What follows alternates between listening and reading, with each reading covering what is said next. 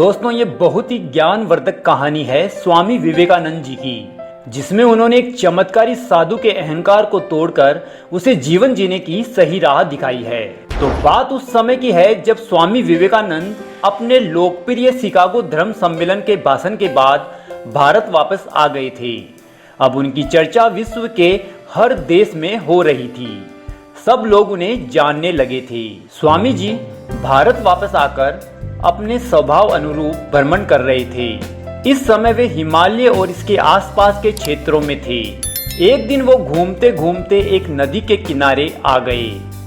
वहां उन्होंने देखा कि एक नाव है पर वह किनारा छोड़ चुकी है। तब वे नाव के वापस आने के इंतजार में वही किनारे पर बैठ गए।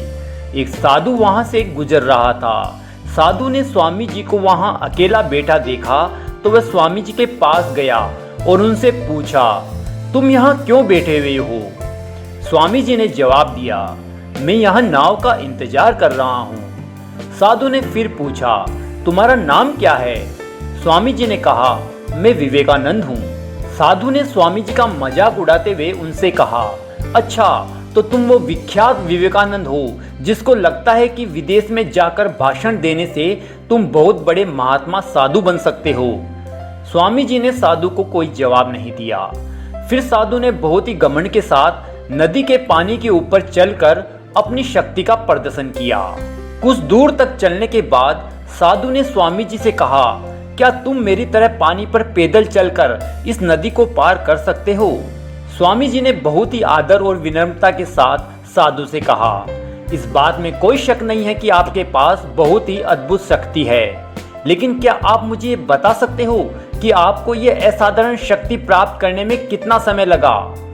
बहुत ही अभिमान के साथ साधु ने जवाब दिया, यह बहुत ही कठिन कार्य था। मैंने 20 सालों की कठिन तपस्या और साधना के बाद ये महान शक्ति प्राप्त की है। साधु का ये बताने का अंदाज बहुत ही अहंकार भरा था। यह देखकर स्वामी जी बहुत ही शांत स्वर में बोले, आपने अपनी जिंदगी के 20 साल ऐसी विद्या को सीखने में बर्बाद कर दिए जो काम एक नाव 5 मिनट में कर सकती है। आप ये 20 साल निर्धन बेसहारा गरीबों की सेवा में लगा सकते थे, या अपने ज्ञान और शक्ति का प्रयोग देश और देशवासियों की प्रगति में लगा सकते थे, परंतु आपने अपने 20 साल सिर्फ 5 मिनट बचाने के लिए व्यर्थ कर दिए। ये कोई बुद्धिमानी नहीं है।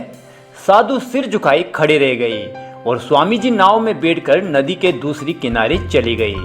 दोस्तों इस कहानी से हमें सीख मिलती है कि ज्ञान और शक्ति का सही प्रयोग आवश्यक है।